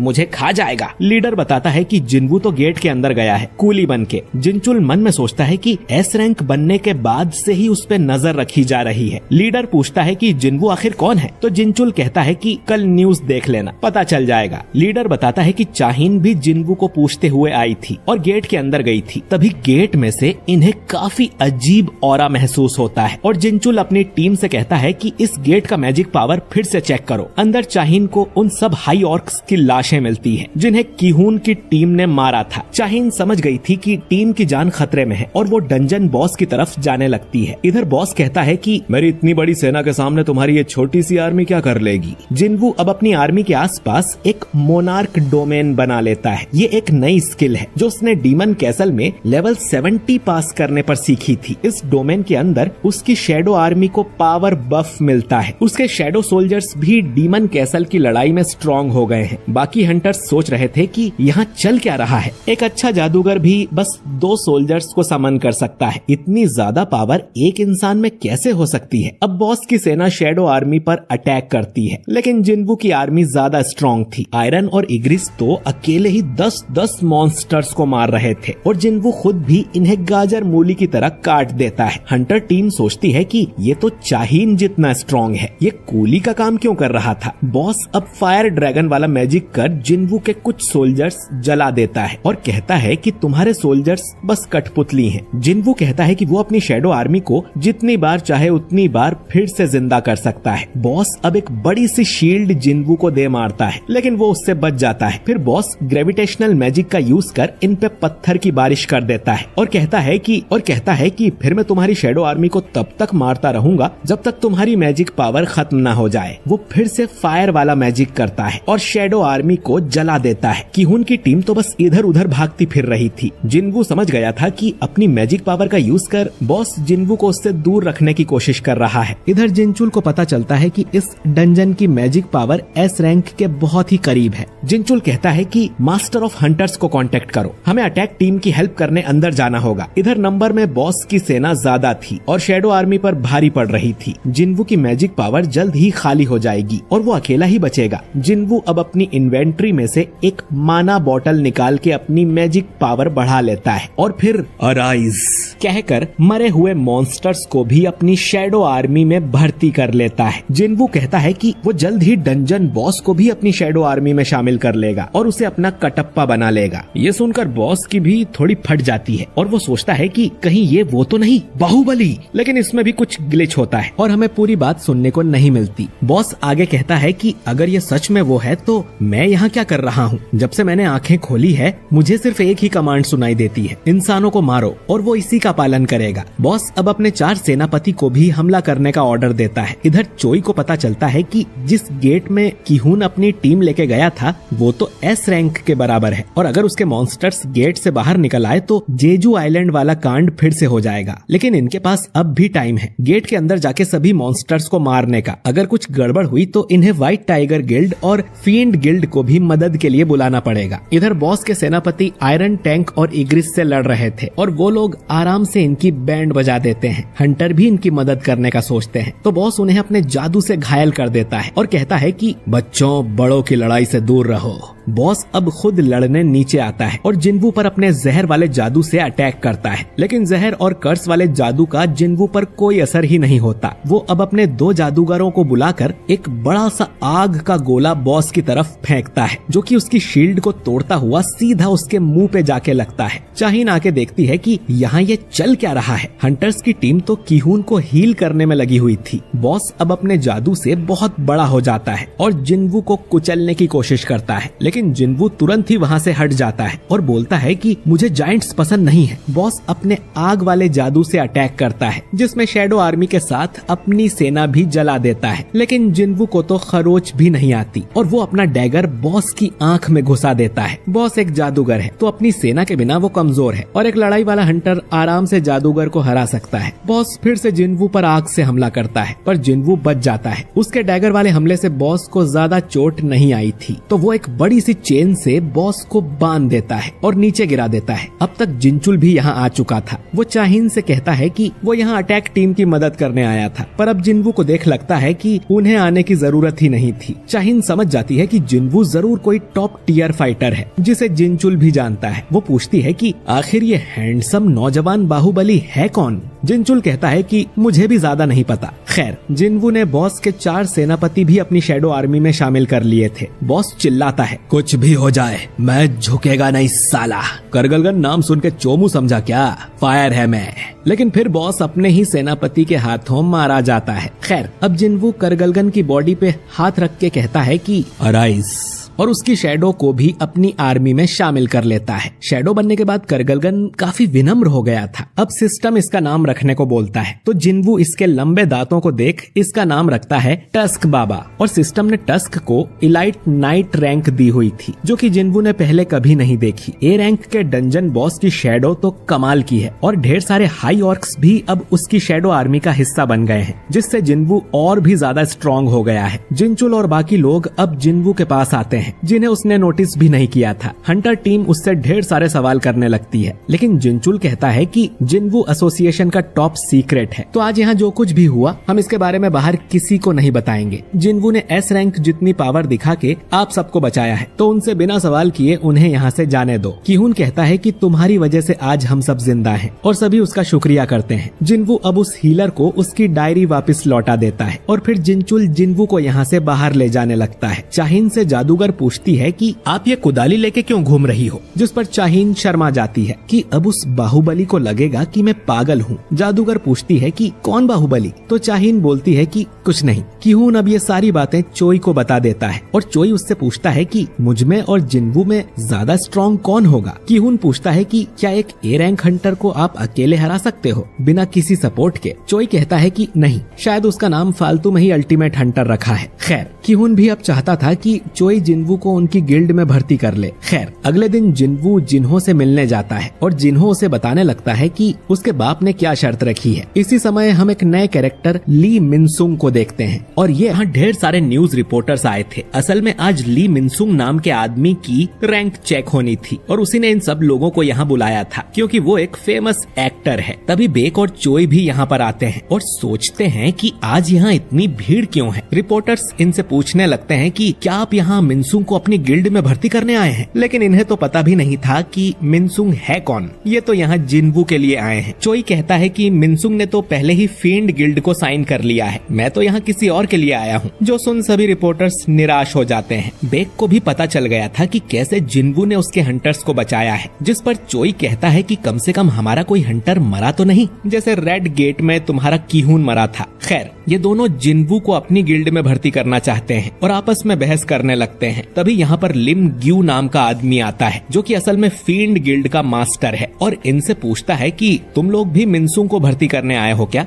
जिस पर दोनों गुस्से में कहते हैं कि अरे मिनसुंग या पिनसुंग हो, हम उसके लिए नहीं आए। तभी जिनवू भी यहाँ आ जाता है क्योंकि आज ऑफिशियली उसे एस रैंक मिलने वाली है। मिनसुंग अब प्रेस वालों से कहता है कि मेरे अंदर हंटर की पावर अवेकन हुई है, और अब मैं अंदर जाके अपनी रैंक चेक करवाऊंगा और फील्ड गिल्ड के लिए काम करूंगा। प्रेस वाले पूछते हैं कि आप एक्टिंग करना छोड़ देंगे क्या और फुल टाइम हंटर बन जाएंगे। अब मिनसुंग मन में सोचता है कि बिल्कुल भी नहीं। असल में उसने अपनी रैंक पहले ही चेक करवा ली थी, जो कि ए रैंक है। वो सिर्फ 2 साल के लिए फील्ड गिल्ड में रहेगा और फिर वापस एक्टिंग करियर में लौट आएगा। असल में मिनसुंग पर काफी इल्जाम लगे हुए हैं, तो 2 साल में लोग उन्हें भूल जाएंगे और मिनसुंग की इमेज क्लीन हो जाएगी। तभी जिनवू अंदर जाने लगता है, लेकिन मिनसुंग का मैनेजर उसे रोक लेता है कि अभी सर का इंटरव्यू चल रहा है, बाद में आना। तभी एसोसिएशन के चेयरमैन गोगन ही बाहर आते हैं और कहते हैं कि जिनवू मेरा मेहमान है, और उसने मिनसुंग को मना भी किया था कि इस टाइम प्रेस कॉन्फ्रेंस मत करना। खैर, वो जिनवू को लेकर अंदर चले जाते हैं। मिनसुंग सोचता है कि उस लड़के ने मेरा इंटरव्यू खराब कर दिया। अब वो भी अंदर जाने लगता है, तो जिनचुल गेट पर ही उसे रोक लेता है कि अभी किसी और की रैंक चेक की जा रही है, तो तुम बाहर ही इंतजार करो। मिनसुंग उससे कहता है कि तुम जानते हो ना कि मैं कौन हूँ, अभी खड़े खड़े तुम्हें नौकरी से निकलवा सकता हूँ। जिनचुल बोलता है कि मैं नहीं जानता तुम कौन हो, लेकिन ज्यादा परेशान करोगे तो अच्छा नहीं होगा। इधर जिनवू देखता है कि चोई और बेग भी अंदर उसके लिए खड़े हैं। आखिर 2 साल के बाद देश को एक एस रैंक हंटर मिला है। खैर, अब जिनवू से पूछा जाता है कि वो किस तरह की पावर्स यूज कर सकता है। अब जिनवू तुरंत ही एक शैडो सोल्जर को समन करता है। गन ही बोलते हैं कि मैंने तुम्हारी रिपोर्ट पढ़ी है, तुम इससे भी ज्यादा कर सकते हो ना। जिनवू मन में सोचता है कि लोगों ने उसकी पावर देख ली है, तो अब छुपाने से कुछ नहीं होगा। जिनवू अब ढेर सारे शैडो सोल्जर्स को समन करता है और कहता है कि मैं ऐसे 100 और सोल्जर्स बुला सकता हूँ। बेक और चोई महसूस कर लेते हैं कि जिनवू की मैजिक पावर तो बहुत ज्यादा है और वो बेक से भी ज्यादा स्ट्रॉन्ग है। उन्हें कमरे के बाहर ही जिनवू का ऑरा महसूस हो रहा था। री-एवोल्यूशन प्रोसेस कंप्लीट होने के बाद जिनवू को उसका एस रैंक वाला हंटर लाइसेंस मिल जाता है। जिनवू सोचता है कि अब वो जल्दी से डीमन कैसल वाले मिशन को पूरा कर लेगा। चेयरमैन जिनवू को एस रैंक मिलने पर बधाई देते हैं और जिनवू यहाँ से जाने लगता है। बाहर उसे चोई और बेक भी मिलते हैं, जो कि उससे बात करना चाह रहे थे, लेकिन जिनवू फिर से इन्हें इग्नोर करके आगे निकल जाता है और कहता है कि पहले मुझे कोई और जरूरी काम निपटाना है। अब जैसे ही जिनवू गेट खोलता है तो प्रेस वाले धड़ाधड़ उसकी फोटो खींचने लगते हैं। इधर सोंगयी जिन्हा को बताती है कि तुम्हारा भाई तो न्यूज में आ रहा है कि वो देश का 10वां एस रैंक हंटर है। उसके मजदूर भाइयों को भी पता चलता है कि वो एस रैंक का हंटर है। जुनही भी न्यूज देखकर खुश होती है और जिनवू के पुराने साथी और चाहीन को भी ये खबर मिल जाती है। ये एक बहुत बड़ी बात थी क्योंकि पिछले 2 साल से कोई भी नया एस रैंक हंटर नहीं बना था। था। सब लोग मिनसुंग को छोड़कर जिनवू का इंटरव्यू लेने लगते हैं। इधर जिन्हो अपने फादर को बताता है कि जिनवू ने उनकी गिल्ड ज्वाइन करने से मना कर दिया है। जिनवू ने कहा था कि एक मिशन है जो उसे अकेले ही पूरा करना है, जिसके लिए वो लड़ता रहेगा और स्ट्रांग होता जाएगा। तो अभी वो कोई गिल्ड ज्वाइन नहीं करना चाहता, बल्कि वो चाहता था कि जिन्हो उसकी टीम ज्वाइन कर ले। इस बात पर जिन्हो को अपने फादर से डांट पड़ती है कि पहले तो तुम इस गिल्ड के मास्टर बनना चाहते थे और अब उस जिन्वू के लिए सब कुछ छोड़कर जाना चाहते हो। जिन्हो कहता है कि जो भी हो वो जिन्वू के साथ रहेगा। इधर प्रेस वाले जिन्वू से बात करना चाहते थे। बेक कहता है कि इनसे बात करोगे तो थक जाओगे, हम तुम्हें घर छोड़ देते हैं। जिन्वू कहता है कि उसकी जरूरत नहीं है और अचानक ही सबके सामने से गायब होकर यहाँ से चला जाता है। चोई बोलता है कि ये सिर्फ पावरफुल नहीं बल्कि जादूगर भी है। वहीं जिन्वू की स्पीड देख बेक के तोते उड़ गए थे। जिन्वू को अब अच्छा गियर खरीदना था तो वो हंटर्स ऑक्शन में जाता है। उसे एक ऐसा आर्टिफैक्ट चाहिए था जो कि फायर वाले अटैक से उसकी रक्षा करे। इस काम के लिए मैनेजर उसे एक क्लॉक दिखाता है जो कपड़ों के ऊपर पहनते हैं, लेकिन उसकी कीमत देख जिन्वू की हालत खराब हो जाती है और वो कहता है कि थोड़ा कम करो भैया, रोज आपके यहाँ से कपड़े लेता हूँ। मैनेजर कहता है कि हमारे स्टोर का प्राइस फिक्स है, लेकिन अगर आप यहाँ का ग्लास तोड़ सको तो हम आपको ये प्रोडक्ट फ्री में दे देंगे, क्योंकि ये ग्लास मैजिक से बनाए गए थे इन कीमती आर्टिफैक्ट्स की प्रोटेक्शन के लिए। जिन्वू अब ग्लास तोड़ने को तैयार हो जाता है तो मैनेजर कहता है कि अरे सर, मैं तो मजाक कर रहा था, ग्लास को छुआ भी तो सिक्योरिटी अलार्म बज जाएगा। जिन्वू कहता है कि उसे चाकू टाइप कोई हथियार चाहिए, तो एक दूसरा मैनेजर उसे अपने साथ ले जाता है। ये आदमी देखता है कि जिन्वू ने तो कांच को छुआ भी नहीं था और फिर भी उसमें क्रैक आ गया था। इधर जिन्वू को एक चाकू पसंद आता है, लेकिन वो बहुत महंगा था। अब जिन्वू अपना डैगर मैनेजर को दिखाता है और कहता है कि इसकी कीमत क्या होगी। मैनेजर कहता है कि इसकी कीमत कम से कम 100 मिलियन होगी। जो सुन जिन्वू हैरान हो जाता है, क्योंकि ये डैगर उसने सिस्टम से खरीदा था, वो भी बहुत सस्ते में। यानी सिस्टम से मिले आइटम असली दुनिया में बहुत कीमती होते हैं। वो सोच रहा था कि इन आइटम्स को बेचकर आर्टिफैक्ट्स खरीद लूंगा, लेकिन अब उसका मन बदल जाता है। इधर बेक सोच रहा था कि जिन्वू दिन पर दिन इतना स्ट्रॉन्ग कैसे होता जा रहा है। उसकी सेकंड अवेकनिंग तो काफी टाइम पहले हुई थी, तो उसकी पावर्स बढ़ती कैसे जा रही हैं? कहीं ऐसा तो नहीं कि उसकी सेकंड अवेकनिंग हुई ही ना हो और वो किसी दूसरे तरीके से लेवल अप कर रहा है। इधर जिना देखती है कि आखिरकार मीडिया वाले उनके घर के सामने से चले गए थे। जिन्वू उसे बताता है कि वो फिर से एक हफ्ते के लिए बाहर जा रहा है। तभी इनके घर की घंटी बजती है। ये जिन्हो था जो कि अपनी बोरिया बिस्तर लेकर जिन्वू के पास आ गया था। जिन्वू अब जिना से कहता है कि मैं इसके साथ एक हफ्ते के लिए काम से जा रहा हूँ। उस रात को जिन्हो जिन्वू के कमरे में ही सोता है। जिन्वू को जिना की चिंता हो रही थी कि जब वो बाहर जाए तो कोई उस पे हमला न कर दे, तो उसकी रक्षा के लिए जिन्वू फैंग यानी टस्क के 4 गार्ड्स को समन करता है और देखता है कि ये तो 3 ही थे। फिर उसे याद आता है कि चौथे को तो उसने छत से चिपका दिया था, तो उसकी शेडो एक्सट्रैक्ट करना तो वो भूल ही गया। खैर,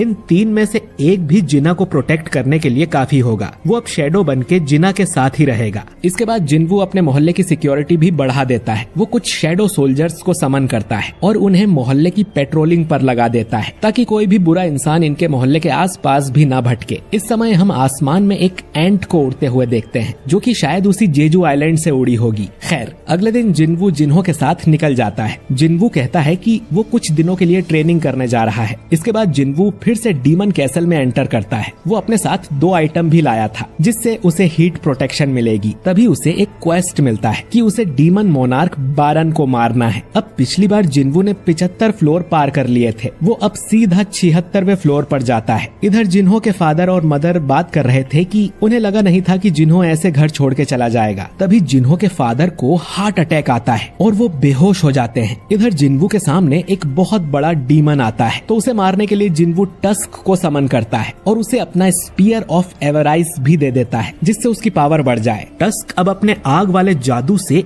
एक झटके में ही उस डीमन को राख बना देता है, जो देख जिन्वू भी हैरान था। इधर जिन्हो के फादर म्योनघान को हॉस्पिटल में होश आ गया था। उन्हें एटर्नल स्लम्बर नाम की बीमारी हुई थी। इस बीमारी वाला इंसान एक बार सोता है तो फिर कभी नहीं जागता। डॉक्टर पूछता है कि आपके आसपास कोई हंटर रहता है क्या, क्योंकि कुछ लोगों का शरीर मैजिक पावर को सहन नहीं कर पाता और इन्हें ये बीमारी लग जाती है। म्योनघान बताता है कि मेरा बेटा हंटर है। डॉक्टर कहता है कि अभी पक्का नहीं है कि उसे ये बीमारी कैसे लगी होगी। म्योनघान मन में सोचता है कि मैजिक पावर से भरी इस दुनिया में मेरा शरीर ही मैजिक पावर सहन नहीं कर पाया, यानी इस दुनिया ने उसे रिजेक्ट कर दिया है। दूसरी तरफ हम 2 हंटर्स को देखते हैं जो कि समुद्र किनारे घूम रहे थे और अचानक ही इनके सामने वो एंट आ जाता है जो कि जेजू आइलैंड से उड़ा था। इधर जिन्वू ने अपने सोल्जर्स को 6 टीम में बांट दिया था और सभी को अलग अलग काम पे लगा दिया था। उसने उन सभी को 2 ऑर्डर्स दिए थे। हर टीम अलग अलग तरह से काम करेगी और जो भी दुश्मन सामने आएगा उसे मार देगी और जैसे ही अगले फ्लोर का परमिट मिलेगा तो मुझे आके बताएगी।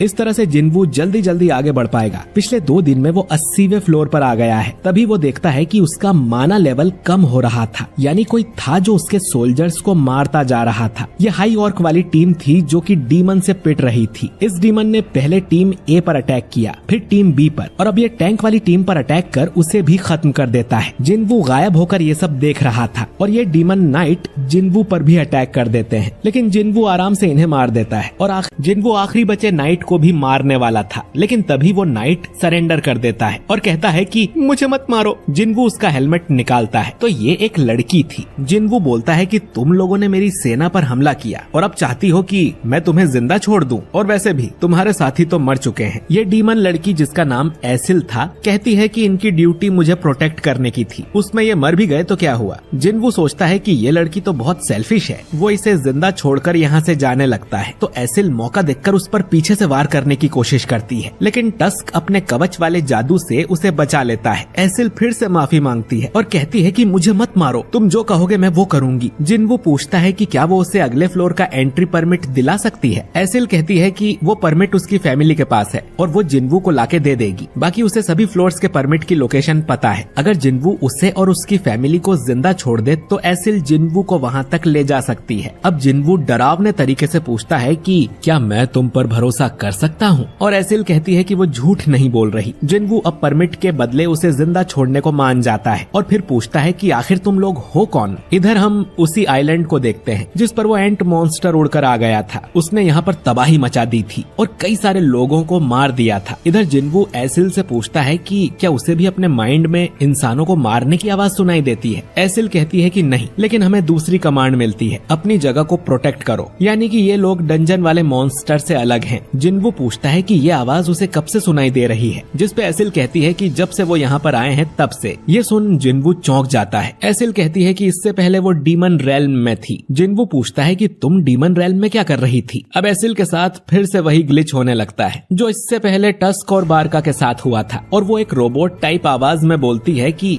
हम युद्ध की तैयारी कर रहे हैं, एक ऐसे दुश्मन के लिए जो इतना स्ट्रॉन्ग है कि उससे लड़ने के लिए सभी डीमंस को एकजुट होना पड़ेगा। इसके बाद एसिल कहने लगती है कि ये जानकारी नहीं दी जानी चाहिए, और बेहोश हो जाती है। जिनवू समझ जाता है कि वो इससे आगे सवाल नहीं पूछ सकता। दूसरी तरफ हम हंटर एसोसिएशन की मीटिंग को देखते हैं जिसमें जिनचुल बताता है कि एक एंट मॉन्स्टर ने जापान के पास एक छोटे से आइलैंड पर हमला कर दिया है जिसमें 294 लोगों की जान गई है। 108 हंटर इससे लड़ने भेजे गए थे, जिनमें 4 ई रैंक हंटर, एक सी रैंक हंटर और एक बी रैंक हंटर मारे गए। आखिर में एक ए रैंक हंटर ने इस एंट को मार डाला, यानी कि इस एंट मॉन्स्टर की पावर ए रैंक जितनी थी। गन ही कहता है कि ये आइलैंड जेजू आइलैंड से 120 किलोमीटर दूर था। अगर वो एंट्स अच्छे से उड़ना सीख गई तो हमारे देश तक भी पहुंच सकती है। हमें हाई अलर्ट पर रहना होगा और तुरंत ही चौथे जेजू आइलैंड रेड मिशन की तैयारी की जाए। इधर एसिल को होश आ गया था और वो जिनवू को अपने फैमिली कैसल के पास ले जाती है जिसके अंदर उसे परमिट मिलेगा। एसिल के फादर जिनवू को देखकर डर जाते हैं क्योंकि उन्हें जिनवू की शैडो में पूरी सेना दिखाई दे रही थी। जिनवू कहता है कि मैंने एसिल से प्रॉमिस किया है कि अगर मुझे परमिट मिल गया तो किसी को नुकसान नहीं पहुंचाऊंगा। एसिल का फादर मन में सोचता है कि इस आदमी ने वल्कन और मेटस को मारा है, यानी कि हम तो इसके सामने बहुत कमजोर हैं। एसिल का फादर अब जिनवू को परमिट दे देता है और तुरंत यहाँ से निकल जाने को बोलता है। जिनवू कहता है कि वो कुछ देर के लिए उनकी बेटी को भी अपने साथ ले जाना चाहता है, एक गाइड की तरह, क्योंकि उसे बाकी के फ्लोर्स के परमिट की लोकेशन भी पता है और वो उसकी सेफ्टी की गारंटी भी देता है। तो एसिल का फादर मान जाता है। इस तरह से जिनवू 90 फ्लोर तक पहुंच जाता है। इग्रिस और टैंक भी लेवल अप होके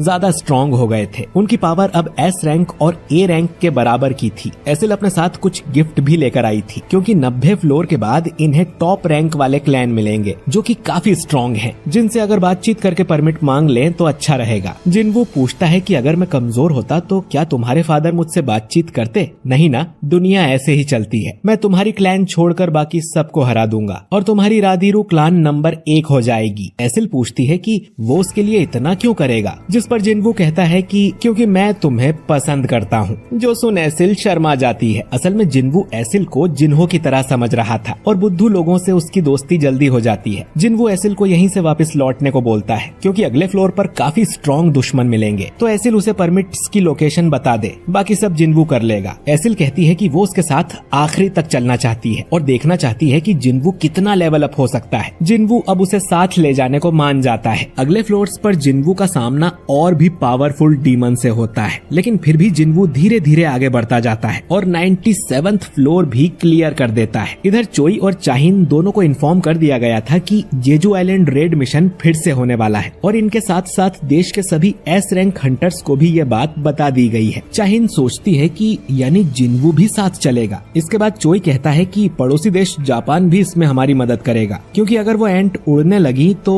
उन्हें भी खतरा हो सकता है। तो उन सबको मिलकर इस खतरे को जड़ से खत्म करना होगा। मिशन का बैटल प्लान डिस्कस करने के लिए एक अल्ट्रा गिल्ड का हंटर उनके देश में आने वाला है। इधर जिन्वू 100वें यानी कि आखिरी फ्लोर पर पहुंच गया था, जहां उसका सामना होता है डीमन लॉर्ड बारन से, जो कि एक व्हाइट ड्रैगन पर बैठा हुआ था और इसका ऑरा बहुत ही पावरफुल था। बारन अब अपनी डीमन आर्मी को बुलाता है, जो जिन्वू और एसिल को चारों तरफ से घेर लेती है और ये डीमन इन पर हमला करने भागते हैं। जिन्वू अपने आसपास डोमेन बना लेता है और उसकी शैडो आर्मी बाहर निकलकर इस डीमन आर्मी से लड़ने लगती है। टस्क तो अपने जादू से अकेले ही सैकड़ों डीमंस को जला देता है। उसकी ये पावर देख एसिल हैरान थी। वो सोचती है कि डीमन मोनार्क बारन यहाँ का राजा है और जिन्वू बस एक घुसपैठिया, तो उसे किसकी साइड रहना चाहिए। बारन अब आसमान से खतरनाक बिजली गिराता है, जिसमें एसिल भी मरने वाली थी, लेकिन जिन्वू उसे बचा लेता है। जिन्वू सोचता है कि अगर इस अटैक से उसके सोल्जर्स बार बार मरते रहे तो उसका माना जल्द ही खत्म हो जाएगा, तो उसे जल्दी बारन को मारना पड़ेगा। वो गायब होकर बारन के पास जाता है, लेकिन बारन फिर भी उसका अटैक रोक लेता है और एक पावरफुल लेजर से जिन्वू पर हमला करने लगता है। जिन्वू अब टस्क और इग्रिस को मदद के लिए बुलाता है। टस्क अपने जादू से उस लेजर को रोकता है और इतनी देर में जिन्वू अपने डैगर से उस व्हाइट ड्रैगन की गर्दन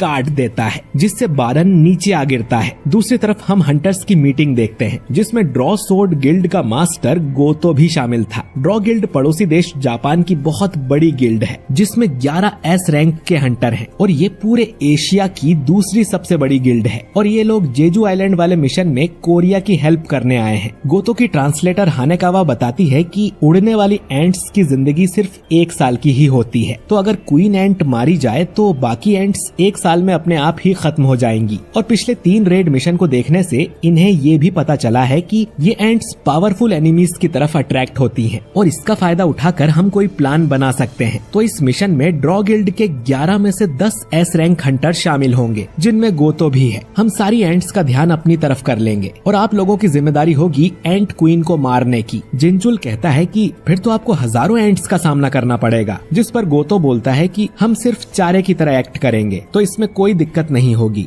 गन ही बोलता है कि ठीक है, फिर इस जानकारी के हिसाब से प्लान बनाया जाएगा। इधर जिन्वू बारन से लड़ रहा था और उसका माना भी जल्दी खत्म होता जा रहा था। टस्क, आयरन और इग्रिस साथ में बारन पर हमला करते हैं। बारन टस्क और आयरन को तो आराम से मार देता है और इग्रिस भी उसका कुछ नहीं कर पाता। जिन्वू एक पावरफुल अटैक करता है, लेकिन बारन उसे ब्लॉक कर देता है और गर्दन पकड़ के जिन्वू को उठा लेता है। लेकिन तभी टस्क और आयरन उसे पकड़ लेते हैं और बारन फिर से उन्हें मार देता है। अब तक जिन्वू का सारा माना खत्म हो गया था, यानी कि वो अपनी शैडो आर्मी से किसी को नहीं बुला सकता और उसे अकेले ही बारन से लड़ना होगा। दोनों में अब घमासान युद्ध होने लगता है, लेकिन बारन जिन्वू को कड़ी टक्कर दे रहा था। आखिर में वो जिन्वू के डैगर उससे अलग कर देता है और जिन्वू अब खाली हाथ था। बारन अपने मुंह से ब्लास्ट कर जिन्वू को मारने ही वाला था, लेकिन तभी एसिल अपना भाला उसकी तरफ फेंक देती है, जिससे बारन का ध्यान भटक जाता है, जिसका फायदा उठाकर जिन्वू बारन के दोनों हाथ उखाड़ देता है और फिर एक जोरदार पंच मार के बारन की गर्दन ही अलग कर देता है, जिससे बारन मारा जाता है और जिन्वू का डीमन कैसल वाला मिशन कंप्लीट हो गया था। जिन्वू एसिल से कहता है कि वापस जाके अपने फादर को बता दो कि अब उनकी फैमिली टॉप रैंक पर है और ये एपिसोड यहीं पर खत्म हो जाता है। तो कि जिन्वू डीमन किंग बारन को मार देता है और अब उसे एलिक्सर ऑफ लाइफ बनाने के लिए तीनों आइटम मिल गए थे, लेकिन इसे बनाने के लिए जिन्वू का इंटेलिजेंस लेवल हाई होना चाहिए, जबकि जिन्वू तो अब तक सिर्फ अपनी ताकत और स्पीड को ही लेवल अप कर रहा था। जिन्वू फिर भी सिस्टम से कहता है कि वो एलिक्सर ऑफ लाइफ को बनाए। कुछ देर में ही प्रोसेस पूरी हो जाती है और जिन्वू को एलिक्सर ऑफ लाइफ की पूरी 6 बॉटल्स मिल जाती हैं। एलिक्सर ऑफ लाइफ एक ऐसी दवा है जिसे पीने से हर बीमारी ठीक हो जाती है और जिन्वू इसके जरिए अपनी मदर को ठीक करना चाहता है, जो कि एटर्नल स्लम्बर नाम की बीमारी की वजह से पिछले 4 साल से हॉस्पिटल में है। तभी आयरन उस व्हाइट ड्रैगन की लाश यहाँ ले आता है, जो देख जिन्वू उसकी तारीफ करता है कि उसने तो काफी अकल वाला काम किया, क्योंकि व्हाइट ड्रैगन एक क्रीचर है, ना कि कोई डीमन। तो जिन्वू इस ड्रैगन की शैडो को एक्सट्रैक्ट कर सकता है, वो अराइज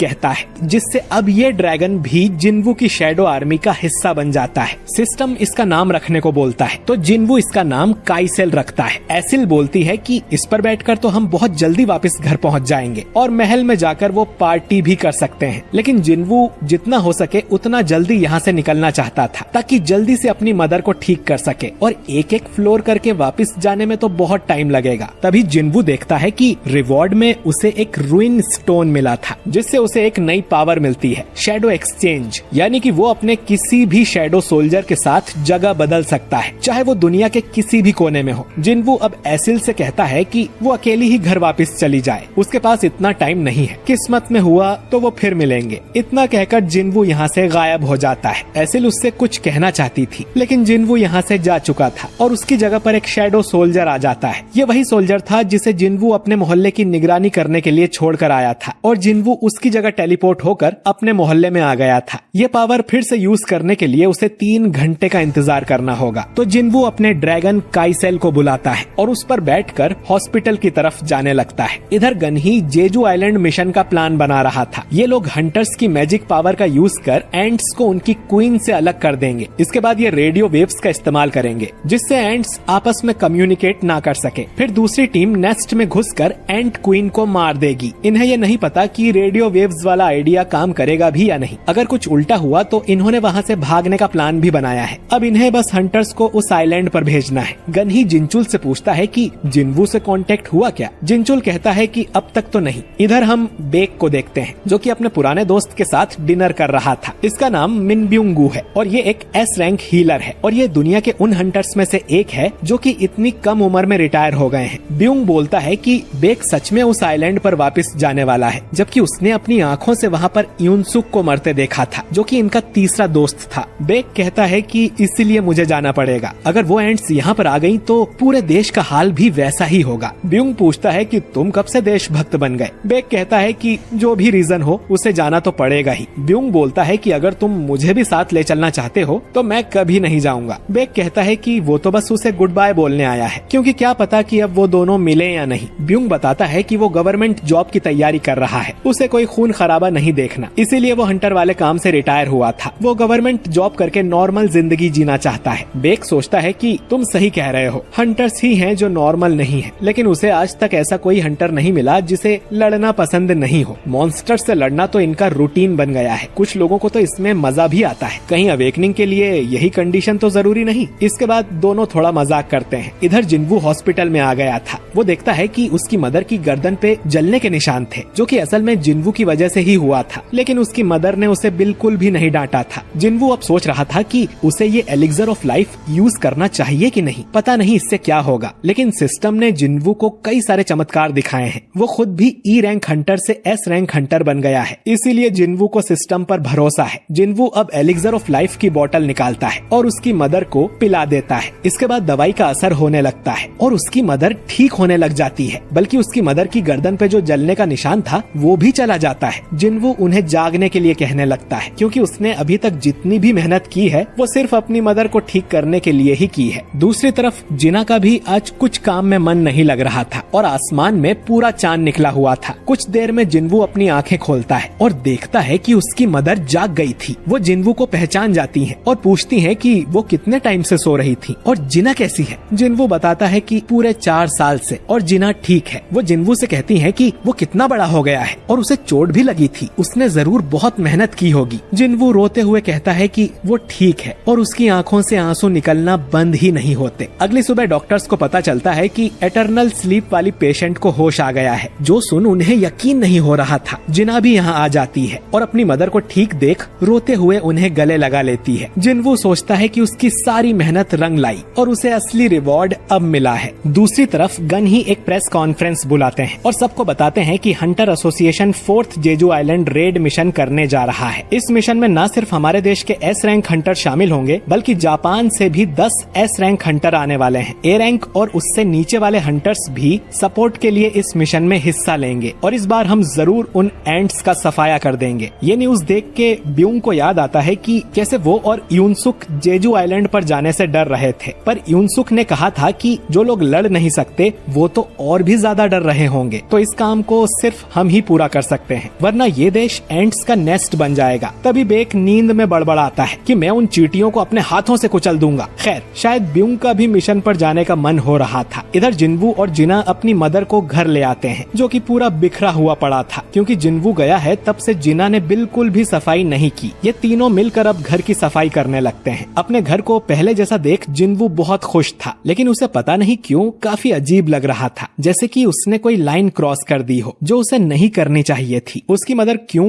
जिन्वू से पूछती है कि उसके फादर की कोई खबर मिली क्या, और उसे ये भी पता चला था कि जिन्वू एक एस रैंक का हंटर बन गया है, जो जानकर उसे बहुत खुशी होती है, क्योंकि उसके फादर भी पहले एक फायर फाइटर थे और फिर एक हंटर बन गए थे। वो लोगों की जान बचाते थे। ये देखकर ही क्यों ने उससे शादी की थी और जिन्वू बिल्कुल अपने बाप पर गया है। जिना कहती है कि वो डॉक्टर बनना चाहती है ताकि लोगों की जान बचा सके, जो सुन क्यों कहती है कि तुम भी अपने बाप पर गई हो। तभी जिन्वू को एसोसिएशन से कॉल आता है। इधर गनही बताता है कि प्रेस कॉन्फ्रेंस के बाद थॉमस आंद्रे नाम का एक आदमी उनसे मिलने आया था, जो कि अमेरिका का national level S rank hunter है। National level hunters S rank hunters से थोड़े ज्यादा स्ट्रॉन्ग होते हैं और अकेले ही एक देश की मिलिट्री जितने पावरफुल होते हैं। पता नहीं वो इनके देश में क्या करने आया है। गनही पूछता है कि जिन्वू से कांटेक्ट हुआ क्या। जिनचुल कहता है कि उससे बात हो गई है और वो बस आता ही होगा। गनही जिन्वू से कहता है कि 4 दिन में हम रेड मिशन पर निकलने वाले हैं और ये चाहते थे कि जिन्वू भी मिशन का हिस्सा बने। लेवल अप करने के लिए जिन्वू के पास ये अच्छा मौका है, लेकिन अब तो वो अपनी मदर को ठीक कर चुका है, तो उसके पास लड़ने के लिए कोई मोटिवेशन नहीं बचा। तभी उसे पावरफुल माना महसूस होता है। गनही बताता है कि एस रैंक हंटर्स जिम में वार्म अप कर रहे हैं, तुम्हें चलकर देखना चाहिए। हम देखते हैं कि बेक और हंटर माँ आपस में लड़ रहे थे। हंटर माँ फेम बिल्ट का एस रैंक हंटर है। गनही बताता है कि वो माना वेव यहीं से निकली होगी। एस रैंक हंटर्स कभी कभी इकट्ठे होते हैं। जिन्वू देखता है कि बेक तो हार रहा था, जिस पर चोई बताता है कि बेक अगर अपने असली रूप में आ गया तो हंटर माँ के लिए दिक्कत हो जाएगी, क्योंकि फुल पावर में बेक एक मॉन्स्टर में बदल जाता है। यहाँ पर बाकी गिल्ड्स के हंटर भी मौजूद थे, जैसे नाइट गिल्ड, और जापान के 10 हंटर्स भी यहाँ आ गए थे, जिनके साथ गिल्ड मास्टर गोतो भी था। एक लड़की पूछती है कि वो कौन है, तो हानेकावा बताती है कि वो जिन्वू है, जो हाल ही में एस रैंक हंटर बना है। गोतो बोलता है कि वो जरूर एसेसिन टाइप हंटर होगा, जिस पर हानेकावा कहती है कि नहीं, वो तो जादूगर है, जो बात गोतो को हजम नहीं होती। चाहिन भी देखती है कि जिन्वू यहाँ पर आया है और उसे यहाँ पर महक आने लगी थी। बेक और माँ को लड़ते देख हानेकावा कहती है कि ये लोग इस देश के एस रैंक हैं, ये तो बड़े कमजोर हैं। उसने हमेशा गोतो को लड़ते हुए देखा है, तो शायद इसीलिए हानेकावा को बाकी सब कमजोर लग रहे थे। ये बात नाइट गिल्ड का गिल्ड मास्टर सुन लेता है, जिसका नाम जोंगसू है। हानेकावा बोलती है कि ये नाम तो कभी नहीं सुना, जिस पर जोंगसू का असिस्टेंट बताता है कि ये एस रैंक नहीं, ए रैंक हंटर है, शायद इसीलिए नहीं सुना होगा, लेकिन हमारी गिल्ड भी देश के टॉप 5 में आती है। गोतो कहता है कि हम सबको आपस में एक फ्रेंडली मैच खेलना चाहिए, जिसमें सिर्फ एस रैंक हंटर्स ही भाग लेंगे। गनही बोलता है कि ये तो अच्छा आइडिया है, लेकिन इसमें जादूगर और बाकी हंटर्स हिस्सा नहीं लेंगे, यानी सिर्फ लड़ने वाले हंटर ही भाग ले सकते हैं। बेक कहता है कि जो भी नीचे गिरा वो हार जाएगा और इस मैच में हम टीम की तरह लड़ेंगे, क्योंकि आइलैंड पर भी ऐसा ही होगा। गोतो मान जाता है। अब एक टीम में थे हंटर चाहिन, हंटर बेक, हंटर लिम और हंटर मा, और दूसरी टीम में थे जापान के हंटर्स त्वाता, कुमामोटो, होशिनो और टनाका। अब इनका मैच शुरू होता है और ये एपिसोड यहीं पर खत्म हो जाता है। तो